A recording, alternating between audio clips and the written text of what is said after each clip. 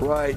Time now for Mooch's Minute, and let's talk a little bit more about this beast mode. Marshawn Lynch, for 14 months he was sitting on the couch watching all his friends play NFL football, and with 3 injuries to the running backs, Seattle needed him back. So let's go. Here's how he started his career back against the 49ers. This is a check with me play. 4 on this side and 4 on this side. And you know what? But this side has a wide receiver that can block number 4. So Russell Wilson says, let's go to the right. All right, so communicate that to everybody. And here we go. We're going to run the zone play to the right side. And watch beast mode go. All right, dip it inside. Richard Sherman says, I don't want a piece of that. All right, take care of the ball. First down. Let's do it again. Different personnel group, different formation, but we're going to run the zone play because that's easy to run, and that's what beast mode does best. All right, here we go. Hand it off to him, and watch now. We're going to outside the tackle is the point of aim, but we're going to cut this thing back inside because he's got good vision. Watch him take care of the football right here. Boom! 2 hands on the ball, 12-yard gain. Now, how about the goal line right here? He can get up like Walter Payton, 5.5 feet tall. That's a touchdown. He would have had another one of these if they wouldn't have had the darn delay of game penalty at the end. Skittles everywhere. I don't know what those Philadelphia people, maybe they're going to throw Philly cheesesteaks or something on the field today. I don't know, but today, Marshawn Lynch and the Seattle Seahawks will face the 3rd-ranked run defense of the Eagles. Can't wait to see it. Now let me send it out to Colleen and Kyle, the New Wave Cafe. Thank you, Steve. The question is, does Marshawn age like that Mariucci Merlot? We'll find out. Here's the deal. Today is really Colleen Wolfe's Comic-Con. This is a big day for Colleen. Not gonna lie. This is her bar back in the day. Her pictures on the wall, her keys behind the bar. She used to live right over there. Colleen, it's a special day for you. Are you worried? Are you scared that Marshawn Lynch might ruin it? Be honest. Well, listen, am I scared of a guy that was previously retired for 14 months, that he's going to come back and run all over the Eagles' 3rd-ranked defense? No. In short, I don't think so at all. Not afraid. No, that's the best part of the Eagles' defense is their front. And look, I mean, sure, week 12, the Eagles got a little bit by the Seahawks. But listen, all of their running backs are out now. It was Rashad Penny that did the damage that week. Chris Carson, he's been the man all season, but he's out. So I think that out of their running backs that they have, Travis Homer is probably their more effective guy. But Marshawn, I mean, I don't know if he has any other runs besides angry runs inside of him. But you are the king of angry runs. So you tell me. Well, Marshawn, the whole Marshawn aura, it's very exciting. It's very colorful, but we're left wondering if it stinks. It's kind of like Kurt Warner's socks. So we're trying to figure that out now because if you look at Marshawn last week, 12 carries, 34 yards. It's kind of pedestrian. But the juice was there. The one where he went up and scored the touchdown. I know that guy, and here's the thing. It's a little bit like J.J. Watt last night. The energy that he brings just from being there, this is when Eagles fans should be worried. It's not looking at Marshawn on the game. It's looking at the Seahawks sideline when he breaks a run, because all it takes is one, and the place will go absolutely crazy. But if you see this guy standing over to my left, he's about the size of Halapoulivaati Vaitai. This is George. George has been through everything. Now, George, I'm going to ask you a question. Do not BS me, George. This is for posterity. I want an honest answer. Are you just a little bit afraid of what Marshawn Lynch could do to the Eagles today?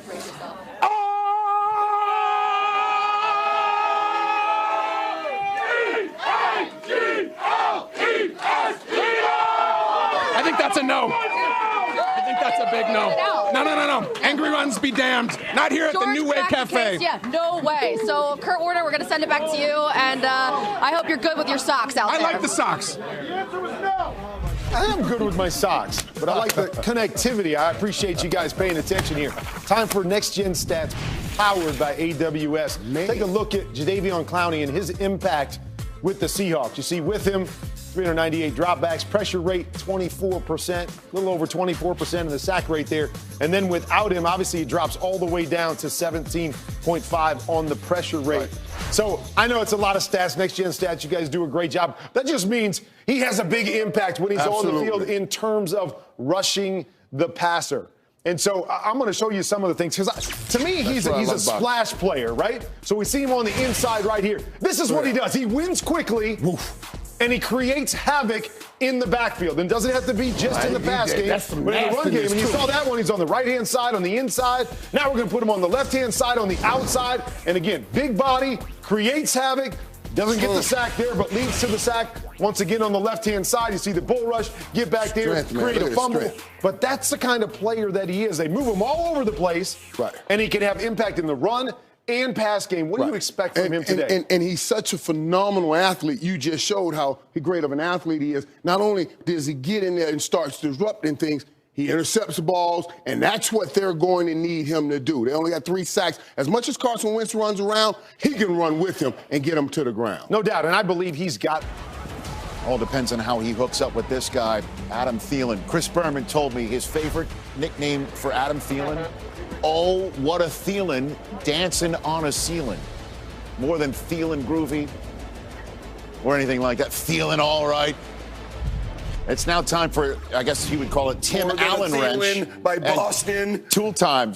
Take it away, guys. All right, we're in the low zone. We're in the low zone. All right, here's a question. Yeah, let's go. I got this thing. Let's talk about the Saints formula for a Super Bowl run. Michael, go. Well, let me tell you, all the Saints have to do now in this Crescent City, I got the Crescent Wrench, is to lock up a few things, just tighten up a few things. I told you yesterday that Derrick Henry was that big hammer. Well, he don't have a Derrick Henry, a big hammer, but you got an Alvin Kamara, a little hammer, and you have to use Alvin Kamara in the bayou. Let Alvin Kamara get the ball and run right by you. That's what I'm talking about. Here, look right here. You see this? He is the key to unlock everything for the Saints. He really do unlock it, and I got the key to unlock it. He's the key to unlock it to get them on this Super Bowl run. Okay, but you know what? To go on a run, they got to take care of business today, right? They got to step up against the Vikings. They got to step up. But you know what? If they win, they go to the frozen tundra. So you got to pack your parka. You got to pack your stuff, man. You got to be cool. And you know what? You ain't getting one. I don't get one. No, you don't get one. And you know what? You got your hand warmers, and when they go on the bus, you better put change on the bus because it's going to be icy. But they go ice fishing. Wait, when we go, you want to go ice fishing? Let's go ice fishing right there. I can't let the Packers off the hook. All right, right there. What do you have, Kurt? I don't know if there's any time left for me. Hey, you know if they win today, they do have to go on the road. And what do you have to bring on the road? You got to bring your run game. And your defense.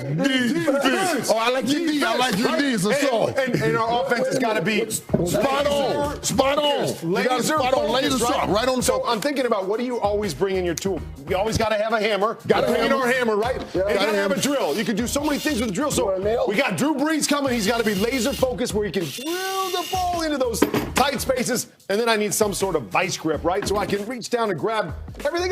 Michael Thomas, everything. Right? Michael Thomas grabs everything. Michael Thomas, Alvin Kamara, along with our... Wait a minute. That's a soft fence. That looks like a soft fence. Defense. All that's going down in the bayou. Where they're going to run by you. That's some good stuff, boy. That's some good stuff, boy. I'm telling you. That's good stuff, boy. That's good stuff, boy. In the frozen tundra. Well, what did I just watch? What was that? I loved it. Wild card weekend. We are here in New Orleans. The great Steve Smith Sr., Maurice Jones-Drew, myself, Kay Adams, and I like that Mr. Irvin brought up Alvin Kamara. He's been turning it on lately. He looks healthy. He's got some of that moxie back. Who makes an impact on this game more? It's a battle of elite running backs, Alvin Kamara, or the aforementioned 13 rushing touchdown, Dalvin Cook. Well, for me, it has to be Dalvin Cook, right, Steve? I mean, Dalvin Cook hasn't played the last 2 games. Vikings offense looks anemic, can't score points. Defense is playing lights out. I mean, I'll just take you back to the Packers game, a game that they really needed. You had an opportunity to win. Your defense has 3 turnovers. Right? And you can't score because you're not running the ball. You cannot run the ball. When Dalvin Cook is in there, it makes everything look that much better. Well, I agree with you. Alvin Kamara is going to do what he does. Right. He's going to wake up and do what some guys in Cleveland never could do, which is be dangerous on a consistent level. Oh, okay. Shade thrown there. Unnecessary shade this morning, okay? Actually, it's not shade. You got to be actually good to have shade. No, so anyway, then also with Alvin Kamara, he's going to do what he does. But Dalvin Cook, everything must go through him. He is so important to this offense. So if he can't get going, which I don't think he can't, but he needs to have a great day today. 150, not 50, 150, 165. That's a honey bun and a biscuit. It is with an OJ on the side, because if not, this team with the New Orleans Saints, they feed off this atmosphere. This atmosphere is electric.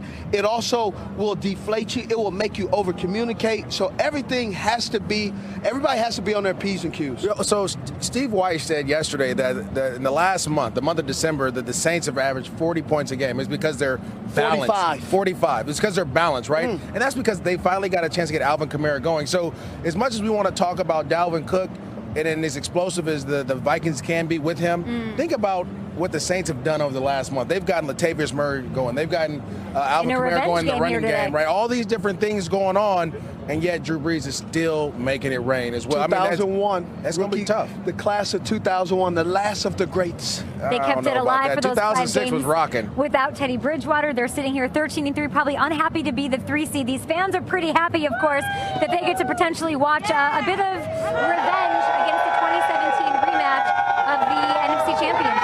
Yeah, again, Does that feed into this at all? You guys buying into that? I'm not too much worried about the Minneapolis Miracle, because in order for the Vikings to have a chance today, they're going to have to run the ball and play phenomenal defense. We heard Kurt Warner talk about that. But I don't know if you could do it here in the Dome. Being a Utah guy, knowing my guy, Marcus Williams, it wasn't a miracle. He just got to keep his eyes open. All right, I'm going to go back and hang out with you. And this is the place that I pretty much grew up for 6 years. Yeah, and lest anyone think that Colleen is just making this all up, I ripped this picture off the wall. This is real. It's got staple holes in it. Come on in here and see this young lady all the way on the left.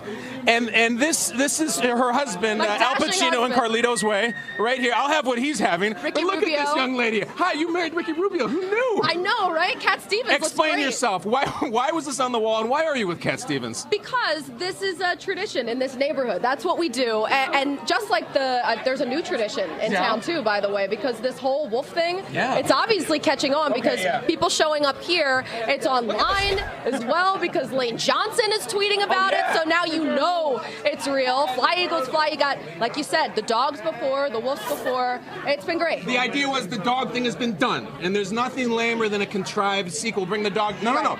This team is hungrier, savvier. They're survivors. These are wolves now, right? That's right. You know, listen, I feel a little bad about this whole thing because Mike Garafolo actually. Yeah, where's Mike? He grew up like a couple blocks from here. Where's his picture? Talk about like 18th and Oregon, all right? So, you know what? Real. His picture isn't on the wall, and that's why we started this petition to bring Mike Garafolo away from the link and right here to New Wave, and it has already 2 pages of signatures, GZ. So I think you might have to get over here. I think we're going to need about 5 or so, Colleen, so keep working that room right there. All right, it is January and the Eagles are still playing. That's nothing new for Doug Peterson's team, but it is new for Carson Wentz. Healthy and confident as ever, Wentz's play over the last month is a big reason why the Eagles are here today. 10 touchdowns to only 1 interception despite an ever-changing cast of weapons around him. I sat down with Wentz the other day to talk about what it took to get here, his first taste of postseason play, despite some moments along the way that looked pretty bleak.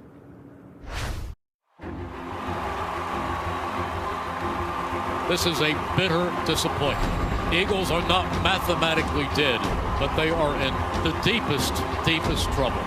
You go back a couple of weeks, that Dolphins game, you guys were pretty backed up. And then what? The halftime of the Giants game. What are you thinking? What are you saying? Yeah, I mean, it was backs against the wall. Obviously, we had a tough loss to Miami. And the Giants, the first half, we couldn't do anything. Backs against the wall, it's time to go. And Coach started dialing it up. Guys started making plays. A lot of young guys that no one knew about just started making plays out of nowhere. And it was fun. It's been fun to just see the belief and the sense of trust that everyone has. And no matter who's out there, we're going to get the job done. And Ward, 5'11", 190, a first-year man out of Houston, gets the go-ahead score. These guys are coming off the practice squad, the street, wherever. How are you getting them so acclimated and so ready to play? Yeah, just talking to them as much as I can. Every story is kind of different with each guy, but I'm just trying to talk to them about ball and just say, put on the tape, what are you seeing here? You know, this is what I'm expecting, because obviously the number of reps on the field are limited. And sometimes the first time we're getting at full speed is out on Sunday. Went screen to Scott, and he breaks a couple of tackles. Oh my, who is Boston Scott? And Boston Scott comes in as a running back. The kid's electric. But please, tell me somebody gave him a hard time about the spin move in the open field against nobody. The slow-mo spin move, you didn't like that one? I told him he should have just scored. It would have been a touchdown pass, but the guy's dynamic. You and Russell Wilson on the same field. This guy was an idol for you, right? Your dad raised you guys as NC State fans? Exactly. I was born in Raleigh, so my dad raised my brother and I as NC State fans, so we followed Russell ever since he was a freshman playing at NC State. And I was a big fan of his and just loved watching him play. And that guy's as elusive as it comes, in my opinion. I always just respected that part of his game and wanted to implement it a little bit. He's much quicker than I am. We definitely escape in different ways, but I'd probably give him the nod. But I've learned a lot from watching him. All right, so this is your first playoff game that you'll be participating in. Does it feel any different this week leading up to it? Not really. Not really. I'm just doing more interviews like this with guys like you. But no, it's still football. Not such a bad thing. I mean, it's not bad. It's not bad, but it's still football. You know, we know what we left on the field last time we played these guys. And I've been chomping at the bit for this opportunity to play in the playoffs, and I'm healthy. I feel good, and I'm ready to roll. After you tore your ACL, you said, I want to get back to that feeling of playing freely. Do you finally feel that feeling again? I do. That freedom, physically, the physical freedom, and just mentally, just playing ball. It was frustrating. You know, ending my seasons the way I did the last 2 years in early December, it was tough. It was tough for me to watch from the sideline. I was there for my teammates. I was excited for everybody, but not being out there, it hurt a little bit, you know. And so I have a new perspective on it. You've seen what a playoff atmosphere is like. So what kind of atmosphere will you be expecting? How will you handle it? I mean, we're at home. You know, it doesn't matter if it's week one of the playoffs. This place is going to be rocking. We know it'll be turned up a little bit more, and fans are going to be on one. It's always fun playing at home. But I've seen it firsthand, playoff games in front of our home fans. It'll be fun. It'll be a lot of fun, and guys will definitely feed off that emotion, and hopefully it'll be a good day for us. Wentz credited his faith for getting through that hurt of having to watch the postseason